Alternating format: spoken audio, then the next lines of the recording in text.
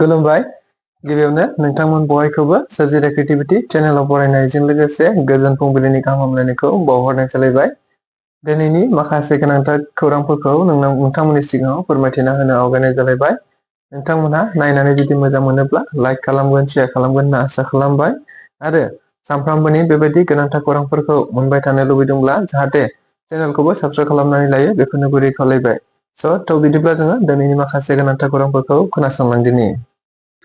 मोनसे जोबोद गेदेरथार खौरां। रेवरेवा नार्जारी बिथाङा इउपिपिएल राजखान्थि दोलोआव मैया मोनाबिलियाव जयनिं जायो होनना खौरां बिजोंनि गेजेरजों मिथिनो मोननाय जादों। मख'नो गोनांदि रेवरेवा नार्जारी बिथाङा बिपिएफ राजखान्थि दोलोनिफ्राय बिजेपि राजखान्थि दोलोआव थांनानै एमसिएलए जाहैनायखौ जों बयबो खौरां बिजोंफोरनि गेजेरजों नुनो मोननाय जादों। लोगोसेनो बिजेपि राजखान्थि दोलोनिफ्राय आथिखाल बिटिआर सरकारावबो इएम महरै बिथाङा बिबान मोनदोंमोन। नाथाय गोबां जाहोननि थाखाय बिथांनि इएमखौ बोखारफिननाय जादों। मख'नो गोनांदि बिजेपि राजखान्थि दोलोनिफ्रायबो बिथाङा बावैसो सान सिगां ओंखारनाय जादोंमोन। लोगोसे दिनै बिथांखौ मिथिनो मोननाय बायदिब्ला सिगाङावनो गोबां सुबुंफोरा बुंनाय बायदिनो रेवरेवा नार्जारीया दायो गमामायैनो इउपिपिएल राजखान्थि दोलोआव जयनिं जाबाय होननानैबो मिथिनो मोननाय जादों।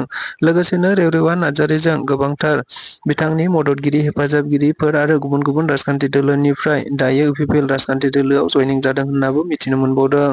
मख'नो गोनांदि बे जयनिं हाबाफारियाव गुबैयै क'क्राझारनि एमएलए लरेन्स इस्लारि, लोगोसे गसाइगावनि एमएलए जिरन बसुमतारीजों लोगोसे इउपिपिएल राजखान्थि दोलोनि गोबांथार दैदेनगिरि बिथांमोनहाबो बे हाबाफारियाव नुजाथिदों होनना खौरां बिजोंफोरनि गेजेरजों दायो रोखायै नुनो मोननाय जाबाय। मैया सानजौफुनि 11:50 म्यानमाराव गोख्रों 7.7 जौखोन्दोनि गोख्रैथिजों मोनसे गोख्रों बांग्रि मावलांदों होनना खौरां बिजोंनि गेजेरजों नुनो मोननाय जादों। जेराव बे बांग्रिनि गेजेरजों गोबांथार खहा जानायजों लोगोसे गोबांथार गोजौ गोजौ बिल्डिंफोर आरो गोबांथार लामा दालांफोर खहा जालांदों। जेराव मिथिनो मोननाय बायदिब्ला बे खौरांखौ फोसावजासिमाव गुबैयै 100निख्रुइबो बांसिन सुबुंफोरा दायो रुंसारि जाबाय। बेनि अनगायैबो गोबांथार सुबुंफोरखौ दायो नागिरनानै मोनाखै होननानैबो खौरां बिजोंनि गेजेरजों मिथिनो मोननाय जादोंमोन। मख'नो गोनांदि बे बांग्रिया म्यानमारजों लोगोसेनो खाथि खालायाव थानाय भारत, बांलादेश आरो चाइना गुबुन गुबुन हादोरावबो नांहैदों होनना खौरां बिजोंनि गेजेरजों रोखा मिथिनो मोननाय जादों। मख'नो गोनांदि बे बांग्रिनि गेजेरजों दायो गोबांथार सुबुंफोरनि जिउ खहा जानायखौ नोजोर बोनानैनो भारतनि गाहाय मन्त्रि नरेन्द्र मदि बिथाङाबो म्यानमाराव जेबायदि हेफाजाब नांगौ गासैबो हेफाजाबखौ होनो थाखाय राजि होननानैबो बिथाङा दायो फोसावनानै होनायखौ नुनो मोननाय जादों। बिपिएफनि गाहाय हाग्रामा महिलारी बिथाङा मैया उदालगुरि जिल्लानि सिङाव थानाय थुरिबारि ब्लक कमिटिनि सिङावनो थानाय आलुबारि आरो देवानपारा प्राइमारिनि सिङाव गुबुन गुबुन रायजो राजाफोरजों माखासे सोंनाय फिन्नाय आरो सावरायलायनाय हाबाफारि लानायखौ नुनो मोननाय जादों। मख'नो गोनांदि 2025 मायथाइयाव जानो गोनां बिटिसि बिसायख'थिखौ नोजोर बोनानैनो गुबुन गुबुन राजखान्थि दोलोफोरा बायदि मेल मिटिंनि गेजेरजों रायजो राजाफोरनि अनगायैबो गावबा गावनि राजखान्थि दोलोआव सांग्रांथियारि मेल लानायखौ नुनो मोनबाय थानाय जादों। बेबायदिनो बिपिएफ राजखान्थि दोलोआबो दायो गुबुन गुबुन समाव गुबुन गुबुन गावबा गावनि राजखान्थि दोलोआरि आरो रायजो राजाफोरनि गेजेराव थांनानै गोबांथार सोंनाय फिन्नाय आरो गोबांथार सांग्रांथियारि मेल लाबाय थानायनि गेजेरावनो हाग्रामा महिलारी बिथांनि नुजाथिनायाव मैया थुरिबारि ब्लकनि सिङाव थानाय आलुबारि आरो देवानपारा होननाय प्राइमारिनि सिङाव गोबांथार रायजो राजाफोरजों सोंनाय फिन्नाय आरो सांग्रांथि सावरायनाय हाबाफारि लानायखौ नुनो मोननाय जादों। जेराव बिपिएफनि गाहाय हाग्रामा महिलारीजों लोगोसे मोनसे समनि आसामनि मन्त्रि रिहन दैमारी आरो गुबुन गुबुन बिपिएफनि दैदेनगिरिफोराबो हाबाफारियाव बाहागो लानानै रायजो राजाफोरजों गोबांथार सावरायलायो होनना मिथिनो मोननाय जादों। बिपिएफ राजखान्थि दोलोनि हाग्रामा महिलारीआ बुंथिनाय बायदि इउपिपिएल राजखान्थि दोलोआ 5 बोसोराव जेबो मावाखै होननायखौ नोजोर बोनानैनो गसाइगावनि एमएलए जिरन बसुमतारीआ मैया फिननाय रावै बिबुंथि होनायखौ नुनो मोननाय जादों। जेराव बिथाङा बुंथिनानै होदों दि थारैनो बिपिएफ राजखान्थि दोलोआ थांनाय गोलाव समाव जेसेबांनाखि खामानि मावदों आरो इउपिपिएल राजखान्थि दोलोआ दायो 5 बोसोर सरकाराव थानाय समाव बेसेबां खामानि मावदों बेनि फारागथिखौ जोङो दान मोनसे मोननैनि गेजेरावनो रोखा फोरमायथिनानै होनो थांगासिनो दं होनना बुंथिनानै होदों। मख'नो गोनांदि आथिखालाव बिटिसिआव बिसायख'थि जागोनखौ नोजोर बोनानैनो गुबुन गुबुन राजखान्थि दोलोफोरा गुबुन गुबुन बायदि अजद होलायनानै गावबा गावनि गेजेराव मोनसे फारागथि दिन्थिलायबाय थानायखौ नुनो मोननाय जादों। बेबायदिनो बिपिएफ राजखान्थि दोलो आरो इउपिपिएल राजखान्थि दोलोआबो दायो गावबा गावनि राजखान्थि दोलोखौ राफोद खालामनांगौखौ नोजोर बोनानै गुबुन गुबुन समाव गुबुन गुबुन राजखान्थि दोलोफोरखौ अजद होलायनाय आरो सोंखारिलायबाय थानायखौ नुनो मोनबाय थानाय जादों। बेनि गेजेरावनो बिपिएफ राजखान्थि दोलोनि दैदेनगिरि हाग्रामा महिलारि बिथांनि फिननाय होनानै एमएलए बिथाङा खौरांगिरिफोरनि गेजेराव बुंथिनानै होदों दि थारैनो बिपिएफ राजखान्थि दोलोआ गोलाव सम सरकाराव थानानै खामानि मावनायखाय गोबां मावनाय बायदि नुयो, नाथाय इउपिपिएल राजखान्थि दोलोआ 5 बोसोराव बेसेबां मावदों बेनि फारागथिखौ थाबैनो इउपिपिएल राजखान्थि दोलोनि आफादगिरि प्रमद बर' बिथाङा रायजो राजाफोरनि गेजेराव बुंथिनानै होनो थांगासिनो दङ। गिबियाव बिपिएफ राजखान्थि दोलोआ 5 बोसोराव बेसेबां खामानि मावनो हादोंमोन आरो दायो इउपिपिएल राजखान्थि दोलोआ 5 बोसोराव बेसेबां खामानि मावनो हादों बेनि फारागथिखौ दिहुननो थांगासिनो दङ। बेनि अनगायैबो खौरांगिरिफोरनि सोंनायाव बिथाङा बुंथिबावदों दि थारैनो दायो इउपिपिएल राजखान्थि दोलोआ हारसिङै बिसायख'थि गेलेनांगौब्ला 25 मासिखौ मोननो हागोन आरो बियो दायो रोखा जानानै दं। गुबुन फारसेथिं बिपिएफ राजखान्थि दोलोआ दायो बिसायख'थि गेलेनांगौब्ला 7 निफ्राय 9 मासियावल' देरहानो हागोन होन्नानैबो खौरांगिरिफोरनि गेजेराव बुंथिनानै होनायखौ नुनो मोनदों। दुलाराय हारिमु आफादनि खुंगा 21थि बोसोरारि जथुम्माया मैया नैथि सानखालि जोबनानै थांबाय होनना खौरांजोंनि गेजेरजों मिथिनो मोननाय जादों। मख'नो गोनांदि देग्लाय 2025 मायथाइनि दुलाराय बर' हारिमु आफादनि खुंगा 21थि बोसोरसालिया जथुम्माखौ चिरां जिल्लानि सिङावनो थानाय भारत-भुटान सिमना ओनसोलनि सान्तिपुराव खुंनाय जादों होनना खौरांजोंनि गेजेरजों मिथिनो मोननाय जादों। मख'नो गोनांदि बे हाबाफारिनि गेजेरजों गुबैयै आसामनि अनगायैबो गुबुन गुबुन जिल्लाफोर रायजोफोराव थानाय दुलाराय बर' हारिमु आफादनि खोन्दो इउनिटफोरखौ लेंहरनाय जादों। गुबैयै आसामनि गासै मोन 25 जिल्लाफोरखौ लेंहरनाय जादोंमोनब्लाबो नाथाय माखासेया गोबां एंगारहायै जाहोनफोरनि थाखाय सफैनो हायाखैब्लाबो दुलाराय बर' हारिमु आफादनि खुंगा 21थि बोसोरसालिया जथुम्माया मोजाङै मोजां जोबनानै थांबाय होनना खौरांजोंनि गेजेरजों मैया दुलाराय बर' हारिमु आफादनि मानगोनां आफादगिरि भिजुएल नेरसोन दैमारि बिथाङा खौरांगिरिफोरनि गेजेरजों बुंथिनानै होनाय जादों।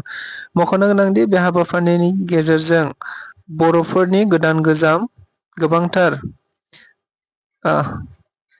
फावखुंगुर फावखुंग्रिफोरजों लोगोसे बर' हारिनि गेजेराव गोबांथार गोदान गोजाम दामजु आरो हारिमुजों सोमोन्दो थानाय गोबांथार महरगिरि बिथांमोनखौबो लेंहरनानै हारिमुनि जौगानायनि सायाव गोबांथार बाथ्रा सावरायनाय जादों होननानै बिथाङा खौरांगिरिफोरनि गेजेरजों बुंथिनानै होदों।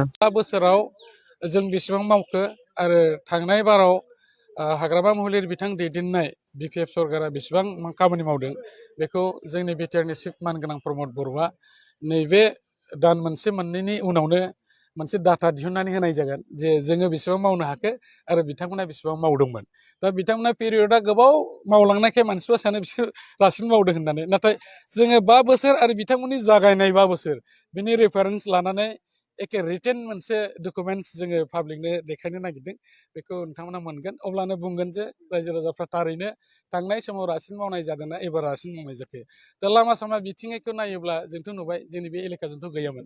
इभेन आं जे गामियाव थायो, जे जायगायाव जोनोम जादों, बावहायनो माने जेब्ला आङो बिटिसिआवहाय एमसिएलए हिसाबै 2015 मायथाइयाव आङो सायख'जादोंमोन रायजो राजाफोरनि अननाय बिथांमोननि मददजों, बे समहालागैनो जोंनि गामियावनो कारेन्टबो गैबावामोन, इलेक्ट्रिसिटि गैयामोन, लामानि बेबस्था गैयामोन। दा जोङो नुबाय जों फैखांनायनि उनाव दा जेरैबो बे बेबस्था जागासिनो दं। गतिके जों मोनफ्रोमबो बिथिङै जौगानायनि हाबाफारिखौ लानायजों लोगोसे मावफुंनो हादों होननानै आङो गोरायै एबा गोख्रोङै बुंथिनो हायो। नुनो मोनदों जों बिपिएफ दोलोनि गोबां लिडारफ्रानो इउपिपिएल दोलोआव हाबफैबाय, नाथाय बिथाङा मोनसे अभियोग लाबोयो जे 31 मासनि उनावनो इउपिपिएलनि गोबां दैदेनगिरिया बिपिएफ दोलोआव हाबगोन होननायखौ लानानै मा बुंदों? दिनै नोंथांमोना नायदो, जाय बिथांमोनहा बिपिएफ दोलोखौ एंगारनानै जोंनि इउपिपिएल दोलोआव फैदों, जों बिथांमोनखौ जोबोद गोसो गोथारै आजावदों। मानो होननानै बुङोबा बिथांमोना आथिखालनि परिबेस गासिबो थासारिखौ नायनानै दिनै जोंनि दोलोआव फैदों। आरो मोनसे समाव जाय बिथाङा बिपिएफ दोलोखौ दैदेनदोंमोन हाग्रामा महिलारि बिथांनि जे निति आदर्श, बे निति आदर्शआ जे बिथांमोननि थाखाय गनायथावना नङामोन। दिनै जाय बिपिएफनि लिडारफ्रा जोंनाव फैदों बिथांमोनानो बुंदों, जों बुंनाय नङा। दा बेनिखायनो बिथाङा जे गावनि साननाय बायदि गाव हारसिङैनो गासैबो कन्ट्रल खालामनाय खामानिखौ मावनो लायो बेनिखायनो बिथांमोना साबजानाय मोनाखै दा बिथांखायनो दा खालि दैदेनगिरिफोरल' नङा दिनै रायजो राजा बिथांमोनहाबो जोबोद जोंनि दोलोआव फैदों आरो बिथांमोना बुंनो हागौ जे इउपिपिएल दोलाबो हयथ' थांदों साफा सानै थांगोन खिन्थु नाथायबा दिनैनि दिनाव जों जुदि थोंजोङै बुंनो थाङोबा बांसिन बिपिएफ दोलोनि दैदेनगिरिफोरजों लोगोसे रायजो राजाफ्रा जोंनि इउपिपिएल दोलोआव फैदों थारमाने बिथांमोना दिनै साबसिन मोननाया बेनो बिटिआर ओनसोलाव मोनसे गोजोन थासारि जाबाय आरो मानसिफ्रा गावनि जे अधिकार राइट बेखौ बुंनो हानाय परिबेसा जोंनि इउपिपिएल दोलोआव दं जोङो बयखौबो जाया जेरैबायदि बुंनांगौ बेफोरबायदि बुंनो हानाय क्षमताखौ जों बिथांमोना होदों बेनिखायनो फैदों दा आथिखालाव मोनसे राजनिति दोलोआव दंखाय बिथांमोना बेखौ जाहिर खालायगोन जे जोंनाबो स्ट्रं होननानै नाथाय थाङै थुङै जुदि सिंनि परिबेसखौ नायोबा दिनै बिपिएफ दोलोनि जि स्थिति बेयो दिनै गैला मानोना रायजो राजाफोरनो नांगौ मोनसे स्थायि सासन बेबस्था मोनसे गोजोननाय सासन बेबस्था आरो बयजोंबो मिला खुसि थानानै बाथ्रा बुंनो हानाय बेबायदि मोनसे सासन बेबस्था आरो पार्टिखौ नांगौहाय दिनै आकृष्ट जानानै जोंनाव फैगासिनो दं इउपिपिएल दोलोआ फैगौ समावबो फैगौ बिटिसि इलेक्सनावबो बिजेपिजों एलायन्स खालामनानै फैबाय थानाय जे बिटिसिनि बिसायख'थि बेवहाय दिनैनि तारिखाव इउपिपिएल दोलोआ हारसिङैनो बिसायख'थिखौ गेलेनो थाखाय जों साखाफारा जादों मानोना जों दिनैनि तारिखाव मोनसे रुलिं मोनसे पार्टि जानायखाय जोङो मोनसे गोख्रों दोलो हिसाबै जों दिनै रायजो राजाफोरनि सिगाङाव गसंथानो हाबाय आरो जोंहा बेबायदि हाबा मावनो थाखाय जथेस्थ' जोंनि रायजो राजाफ्रा जोंजों दंसै दा बेनिखायनो मोनफ्रोमबो दोलोआ जेरैबायदि बिसायख'थियाव बाहागो लागोन बे थिग बेबादिनो जोंनि इउपिपिएल दोलोआबो जों हारसिङैनो बाहागो लानानै बे बिसायख'थिखौ जोङो देरहानायजों लोगोसे फिन प्रमद बर' बिथांखौनो लाफानानै जोङो सरकार दाफिनगोन जों बेखौ थिग खालामनानै दं आरो देरहागोना 100% दा हाग्रामा महिलारिया बुङो हारसिं गेलेबा इउपिपिएल दोलोआ मोनसेबो देरहानाय नङा होननानै